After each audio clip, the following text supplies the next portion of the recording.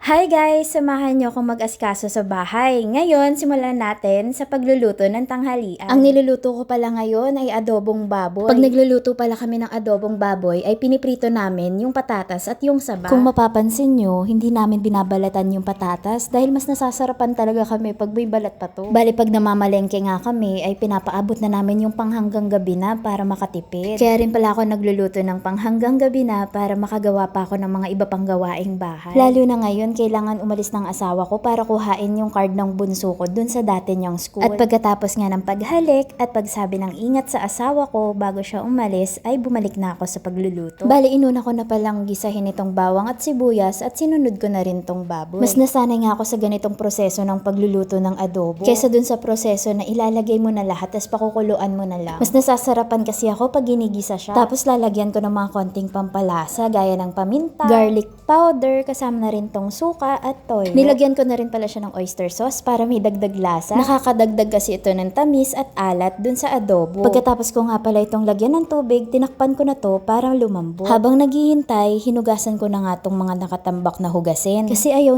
ko talagang may sinasayang na oras. Ako kasi habang may ginagawa, iniisip ko pa yung mga pending ko pa na gawain. Talagang iniisip ko siya para wala akong makaligtaan na dapat gawin. Habang nililinis ko nga itong lababo, nasira ko pa tong gripo. Buti na lang naibalik ko pa siya kundi lagot ako sa asawa ko. Siya kasi lagi ang taga-ayos kapag may nasisira. So ayan, balik na tayo dito sa gawain. Pagkatapos ko nga maghugas, ay agad ko namang inangat tong mga basahan para magwalis. Pag nagwawalis nga ako o maglilinis, lagi kong inuuna yung kwarto. Para pag napagod ako at hindi ko kinaya yung mga gagawin pa, ay kampante na yung loob ko na yung pahingahan ko ay malinis na. Yung tipong pa pwede mo nang ituloy kinabukasan or mamaya-maya yung mga dapat mong gawin pa. At natapos na rin nga natin itong kwarto at napakaganda talaga at napaka-relax talaga dito sa kwarto na to. So ayan, balikan natin yung adobo. Nang balikan ko nga itong adobo, ay agad kong tinikman kung malambot na ba ito. At ayan na nga, malambot na nga siya at nilagay ko na tong mga patatas at saba. Pagkatapos ko nga siyang pakuluan ng konti, tinakpan ko na at naglinis na ulit ako dito sa pinaglutuan ko. Pagkatapos nga linisan tong pinaglutuan ko, ay naglinis naman ako dito sa sala or sa kusina namin. Dumating na nga rin pala itong bill ng kuryente at i-display ko na to sa harapan ng ref para hindi siya mawala. So balik na tayo dito sa paglilinis. Inuuna ko nga pala siyang walisan muna bago ko siya i-mop tapos wawalisan ko ulit. Kasi syempre, unahin mo munang alisin yung mga dumi bago mo i-mop para hindi mapunta sa mop yung mga dumi. Tapos, pag na-mop mo na siya, syempre may mga natanggal yan na dumi kaya kailangan natin siyang walisin ulit. Tapos ayan, kung makikita nyo kanina, chinek ko muna yung banyo, yung kitchen, yung kwarto bago ako lumabas para magwalis. Kasi sinisigurado ko na malinis muna yung bawat sulok ng bahay bago ko ilabas yung kalat para isang walisan na lang. Pagkatapos ko nga palang maglinis, ay agad na akong naghilamos kasi kailangan ko nang sunduin si Bunso. Kaya niready ko na muna lahat, nagluto, naglinis, at niready ko na rin yung pangpalit niyang damit kasi sigurado kong pawis na yun. Kaya tara, samahan niyo akong sunduin si Bunso sa school. Let's go! Walking distance lang pala yung bagong school ni Bunso kasi tinransfer namin siya agad pagkalipat namin ng bahay. Kung lalakarin nga to, simula bahay hanggang school niya, ay aabutin lang to ng 5 to 10 minutes. Bale, dalawang school yung pinagpipilian ko. Kaso, yung isa kailangan mong mamasahe. Sa mahal ng pamasahe ngayon, mas pinili ko na lang yung malapit para pwede siyang lakarin. Nung unang paglipat namin at unang pagpasok niya ng school, medyo kinakabahan kaming mag-asawa kasi syempre panibagong environment, panibagong classmates. Kaya nung makita ko yung eroplanong papel na yan at yung tatak niya sa kamay, ay feeling ko talaga nakapag-adjust na siya. At ayan, nakarating na nga kami sa bahay. Diyos ko po, sobrang init sa labas. So ayan, bali ganito nga ang routine niya. Pag darating sa bahay, maghuhubad ng sapatos, magbibihes. At ako naman, syempre, titignan ko muna kung may mga assignments ba siya or may mga kailangan bilhin para kinabukasan para maibili na agad at hindi na masaraduhan ng tindahan. At para alam niya yung gagawin niya after niyang kumain ng tanghalian. At ayan, nagsasandok na ako ng pagkain. Kaya pala nagluluto muna ako bago umalis or bago sunduin si Bunso. Ay para pag uwian na niya ay kakain na lang siya. Ayoko kasing nalilipasan ng gutom to kaya tara, samahan niyo kaming kumain ng tanghalian. At hanggang dito na lang. Okay, thank you for watching. Bye!